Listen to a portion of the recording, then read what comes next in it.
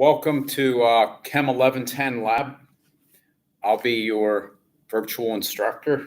Simulations are lab simulations. My name's Jim Patton. I have the syllabus here. I just wanted to briefly go over our policies so we're all clear on what's required of you and what you can expect from me. First thing is my email address. It's listed on the syllabus if you have a copy of it on your hand right now. It's james-f-patton@utc.edu. It's the best way to get in contact with me. I'd be glad to do videos for any questions that you have. And at the end of my brief discussion on the syllabus, I'm actually going to approach a topic that someone asked me about. So it's an accelerated course. It's going to be meeting over the next 5 weeks. So communication's vital. As well as you keeping up to all your duties that are required for you on Canvas. Now, this is a co-requisite class that's associated with the course Chem 1110. It's being taught by Dr. Titus Albu, great guy. You'll learn a lot from him. So on the syllabus, on the second page, course required materials. The textbook, I'm just going with whatever textbook that Dr. Albu is requiring you for the lecture part. It's a good reference for the material that we're going to be going over in our lab. So that's the only reason why I have it on there.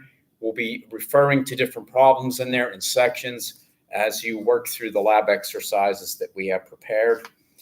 Throughout the semester, you'll need access to a laptop computer. Some of our simulations will require Adobe Flash, so make sure you can access a computer with that available to you. As I said, I'll be doing YouTube videos to provide additional information on any of the material in the lab or a question on lecture material. I'll be glad to help you with textbook problems. I won't do your homework if there's assigned homework through My Lab Mastering, but any kind of lecture questions, ask me a question about a textbook problem, I will be glad to help you. Now, in terms of your grading on page 2, throughout the semester, there's going to be 10 lab experiments, and there's a lab schedule that I'll be discussing in a few minutes. It's also posted on Canvas, so you need to keep up with those schedules and make sure you meet the deadlines that are posted on Canvas also. Each of the lab experiments are worth 20 points, and you'll be submitting them directly through Canvas. There is a document upload that you'll be providing for me to be graded, and I will get those grades back to you as soon as possible. For each lab experiment, there will be a pre-lab exercise due the night before, and those are due at 11:59 p.m. the day before the experiment. Those are 5 points each, and there will also be 2 50-point exams. So that's a total of 100 for your 2 exams. Throughout the semester, your total lab score is worth 350 points, and I have the scoring broken down to you in terms of the number of points that are required for either A, B, C, D, or in the an unhopeful example of an F. Hopefully you won't get that.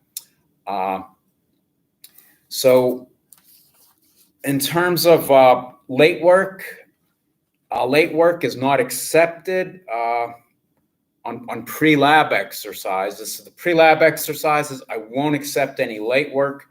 Late lab results, I'll accept them for up to 2 days late, but each day it's late, you're going to lose 2 points. So it's a 10-point deduction for the 2 days if they're late. After the second day, it's closed. Can't hand it in. So make sure you meet the deadlines that are asked of you. So I have a course schedule, experiment schedule that's posted also on Canvas. Wednesday, May 13th, which is tomorrow, we're not going to have a lab meeting. I'm going to let Dr. Albu get you guys caught up on lecture material. And on Thursday, we'll have our first lab exercise, It will involve a math and metric review session that has a pre-lab that's due the night before, and the lab metric review lab exercise that you conduct on May 14th. The results for that will be due at 11:59 p.m. on May 14th. So all of the other lab meetings are listed on here. There'll be a lab on May 19th, no lab on the 20th, and we'll have our third lab on May 21st. So quizzes, as I said here, the quizzes, I mean, if you see that, what I mean is the pre-lab exercises the day before. So those are homework pre-lab exercises. It says quizzes on here. Hopefully that's not too confusing. Let me know if you don't understand. So we're going to also talk a little bit about some material that someone asked a question about. And one of the big topics that we're going to cover in our first lab exercise is math and metric. So first thing we're going to talk about is the use of scientific notation. Hold on a second. Scientific notation.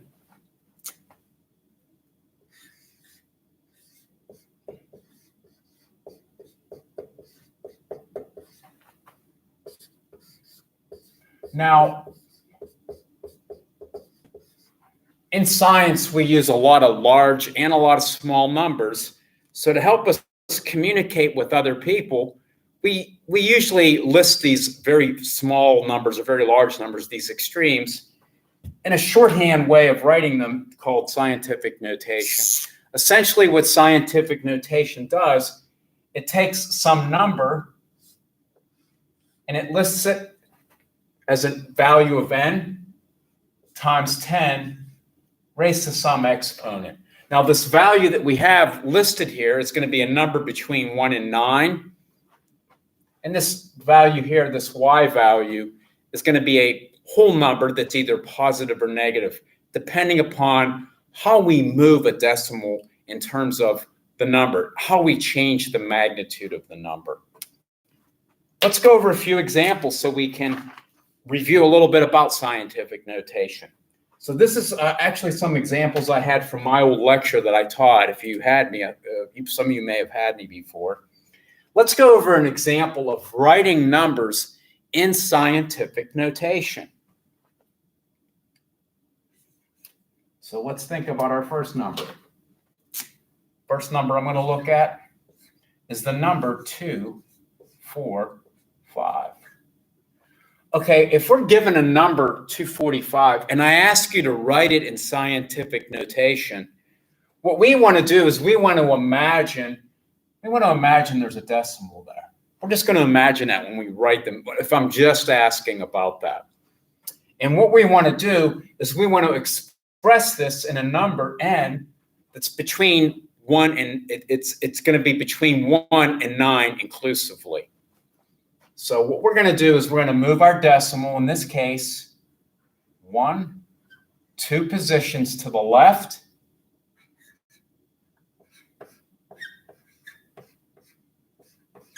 And when we move it 2 positions to the left, our y value is going to be a positive number.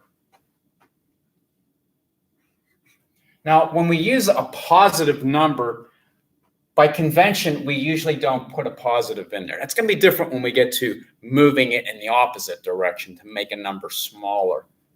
So that would be 2.45 times 10 to the second. Let's try another example. Trying to find a really good marker.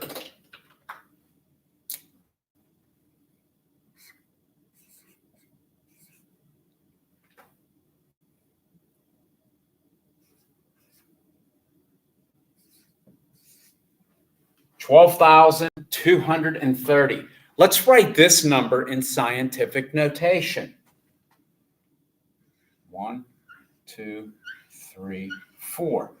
We're moving our decimal 4 positions to the left.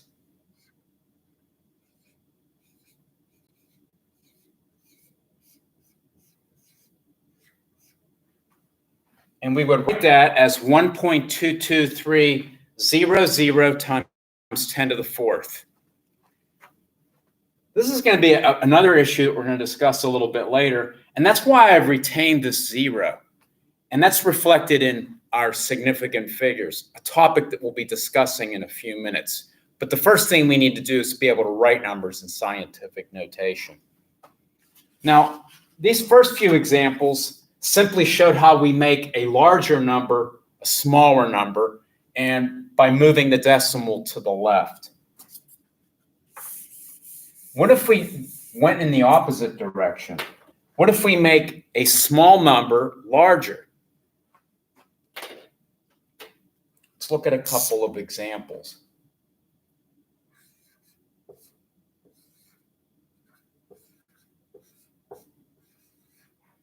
.678. Let's write this in scientific notation. All we're going to do is move this decimal one position to the right.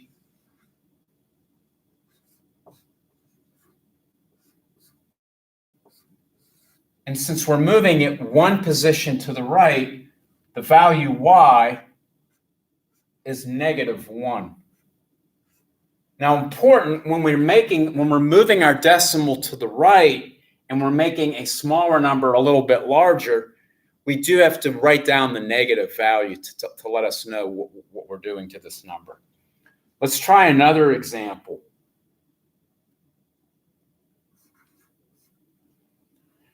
.0.003090. Let's write this number in scientific notation. Take our decimal, 1, 2, 3. We're moving it 3 positions to the right.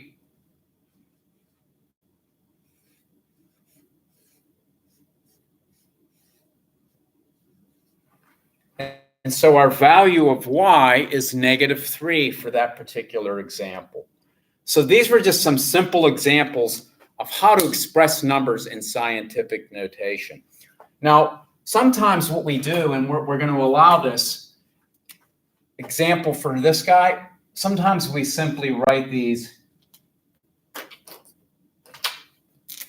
Another way of expressing this, 6.78 e -1. E is 10 raised to a particular number. That's what E is. It's telling us that we've raised something to a power of 10. This guy right here, 3.090 E -3. Again, E is telling us that we're taking some number and multiplying it by a factor of 10. Either of those ways of expressing that number, it's okay. Now, I've been going over a few problems, and this one here is another good example of significant figures. Why did I keep that 0? And I want to be discussing that, but we needed to understand a little bit about writing numbers in scientific notation before we discuss significant figures. And that's a real big topic. Significant figures. So my first question is, why do we concern ourselves with the amount of data that we give people? Why do we limit a certain number of digits that we report? Think about it. And let's think about making a measurement, because that's what we do a lot in lab. We make measurements. We use instruments to make measurements. An instrument that we might use is a ruler. Let's take a ruler that's listed here in centimeters. This is 1. This is 2. This is 3. And this is 4. And the units that we're using are centimeters. Units are also very important. When we report data, we need a unit. If I just said this is a ruler that we're measuring something and I don't tell you centimeters or inches, then it's kind of difficult when we give our data out. Let's measure something. Let's measure, how about my trusty, but that's not going to be to scale. People will get confused. Let's just put something up here to measure. Let's take this green marker. Let's just say this is a wire or a tube. And let's measure that using this ruler right here.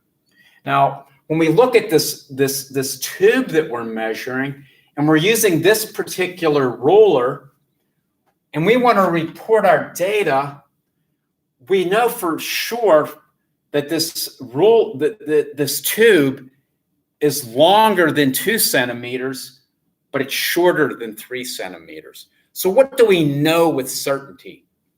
Well, we know it's at least 2 centimeters. That's for sure.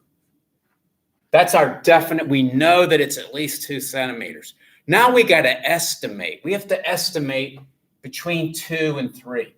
Normally when we estimate, we visualize the scale between these, and we can think about midway.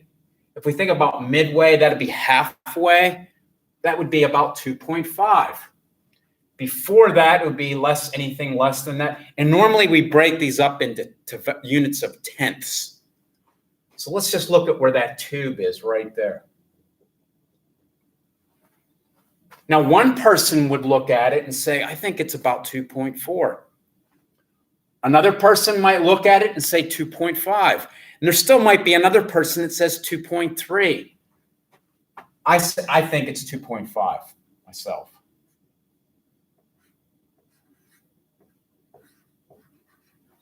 This digit that we're listing on here is one digit of uncertainty. It's a digit of estimation.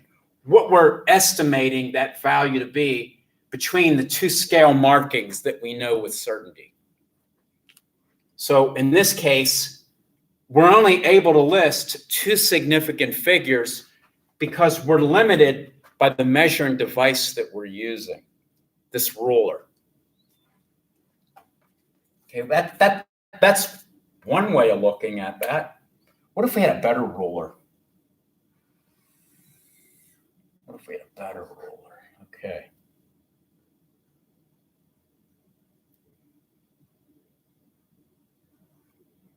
There's 1.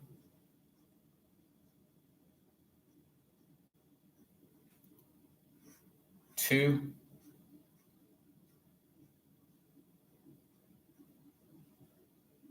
3.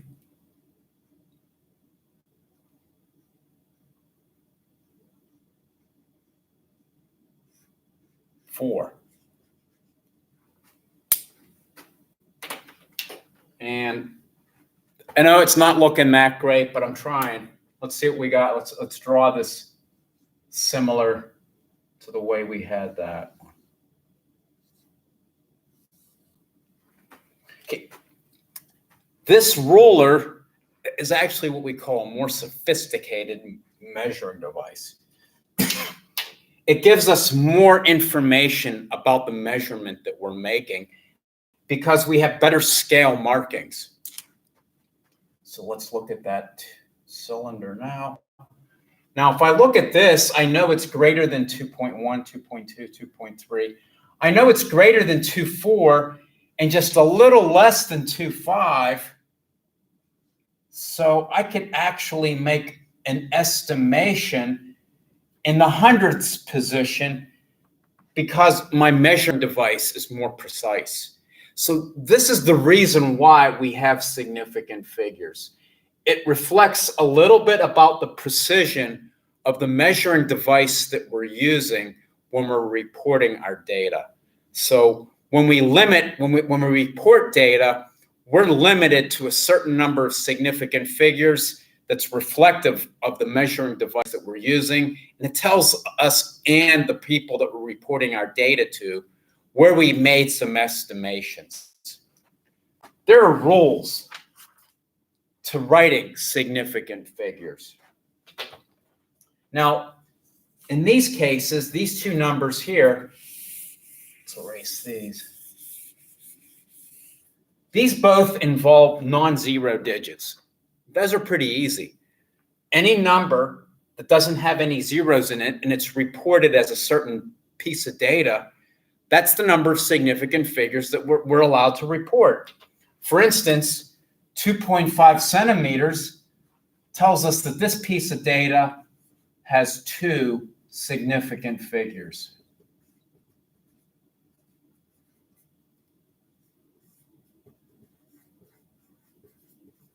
.49, that tells us that this piece of data has 3 significant figures. Idea here, any non-zero digit in data that we're reporting is considered a significant figure. Zeros, however, kind of tricky. Zeros are tricky. Our rules for zeros.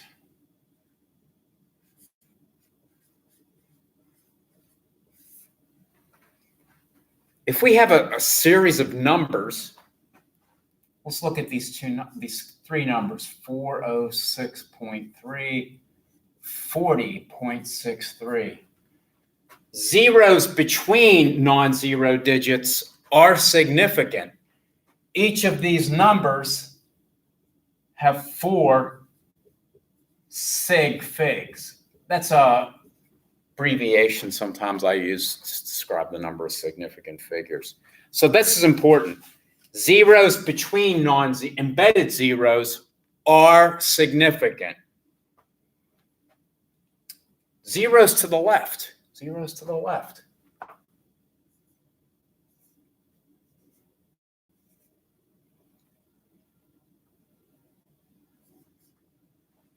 Zeros that are to the left of all our non-zero digits, these aren't significant. They simply mark decimal position.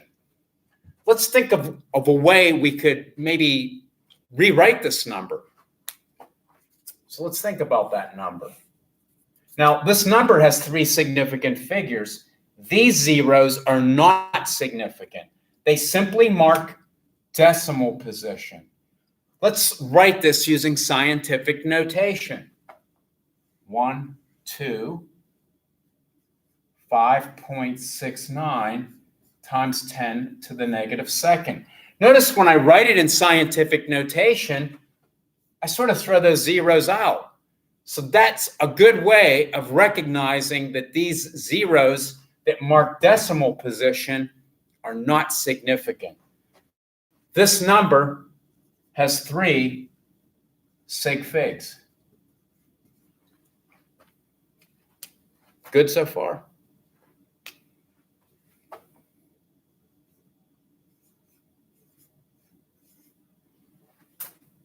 How about this number right here? Notice we have a trailing 0. Well, that trailing 0 tells us that we've made an estimation in this last position. And that's important when we have decimals. When we have a decimal and there's a trailing 0, that tells us that that 0 was made in an estimation, and that is actually a significant figure. This number has 5 significant figures.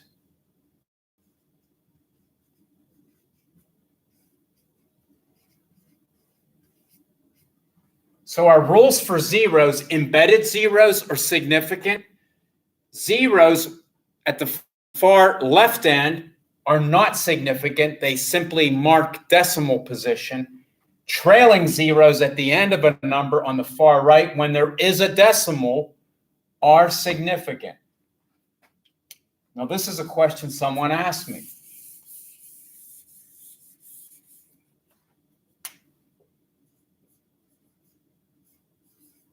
How many significant figures does that number have? Notice I don't have a decimal there. This is sometimes referred to as an ambiguous case. We're not sure how many significant figures this number has. If I did write this with a decimal, then we would say that this has 4 significant figures. With no decimal, we're not 100% sure. We do know that it has at least 3, but without that final decimal, we can't say that that's a significant figure. So that's just our rules for recognizing sig figs. Now, significant figures show up in problems in math. And we have a certain set of rules for whether we're doing addition and subtraction or multiplication and division. So let's think about addition and subtraction.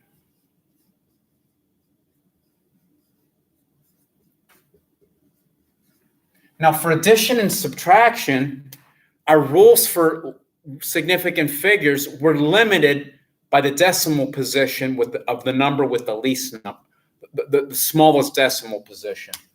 So for addition and subtraction, we're limited by decimal position.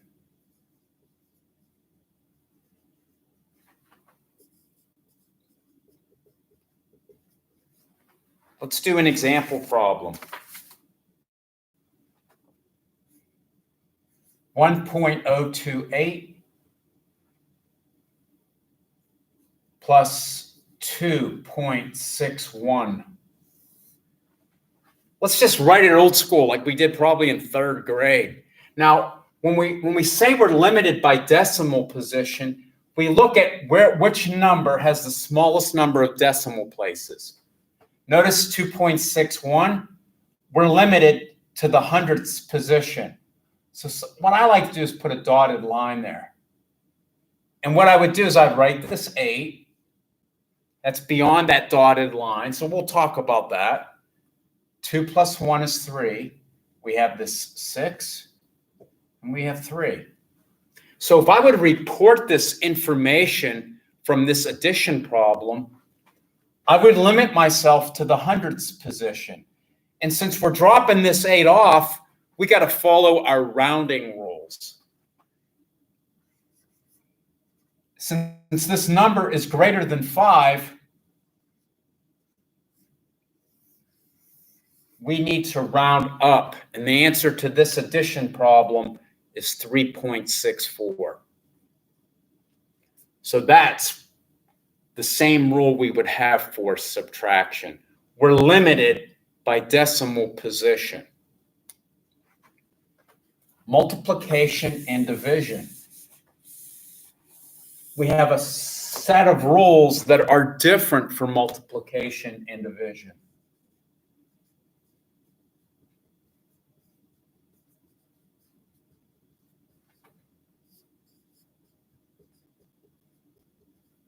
Multiplication and division, we're limited by the number with the least number of significant figures.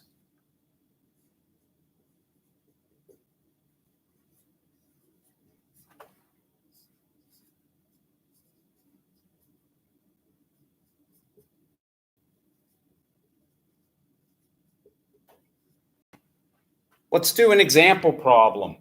Let's do this. We're going to do a division problem, and we're going to write our number in scientific notation.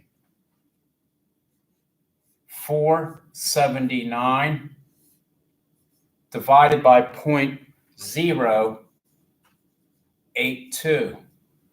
If we put that into our calculator, we're going to get an answer 5841.4634. Okay, that's what I got when I put it into my calculator. How many digits are we allowed to report to? Notice when we do addition, multiplication, and division, we're limited by the number with the least number of sig figs. 0.082 only has 2 significant figures. Our answer should only have 2 significant figures. Now, in this case, a nice way to write it would be in scientific notation.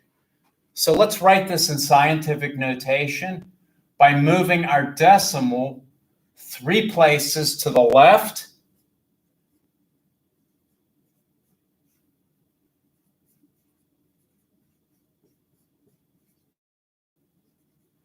and then remember, we're limited to 2 sig figs.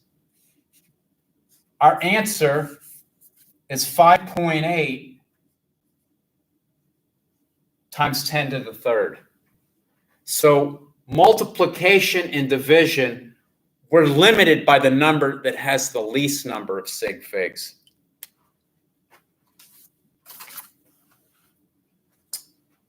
Let's combine concepts and let's do one more problem, a tricky problem. And this is one that's very similar to a problem that's on your pre-lab exercise. Or I believe it's actually one of the lab exercises. 6.78 times 5.903 multiplied by 5.489 minus 5.01. And notice we're working with parentheses also. So let's think about this problem. It's a mixed operations, and it's going to take us more than one step. So the strategy for these problems is simply following some math rules that we learned maybe in grade school. Orders of operation, very important. Now, when we look at this problem, let's work within our parentheses first. Let's get an answer for our parentheses and then plug that in. Good? Let's try that. And remember, we're doing subtraction in our first step.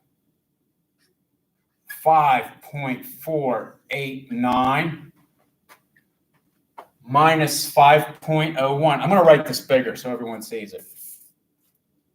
Don't want anybody to say, I couldn't see that. 5.489 minus 5.01. Everyone can see that, I'm sure. And let's remember what I did earlier. I drew a dotted line there. Because this is addition or subtraction, we're limited by the number that has the least decimal position.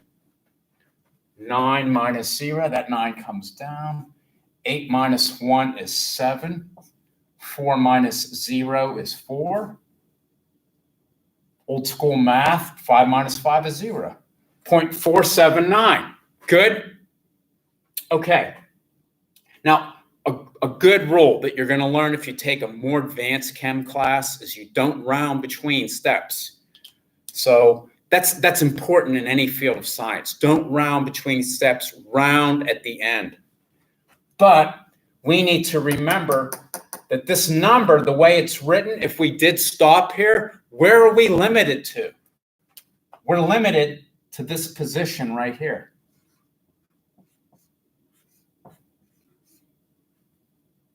We're limited to that number 7.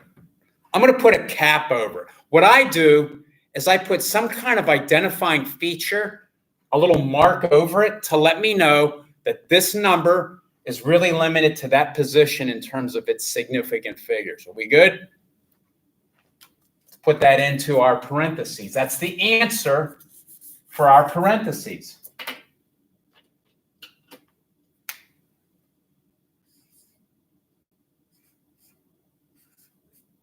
And I'm going to put a cap over my 7. Everybody cool? Do we all see why I did that? Because that's where we're limited at in this step. So I'm going to erase that.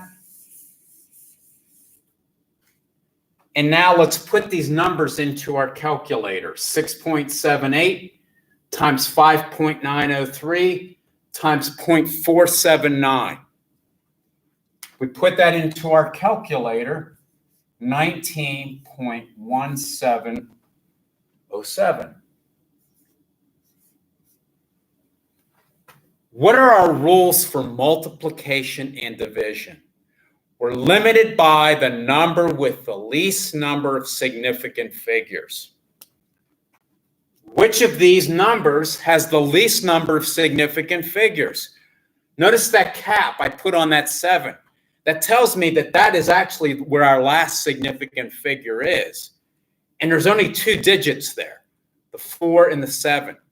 That means we're limited in our final answer to only 2 significant figures.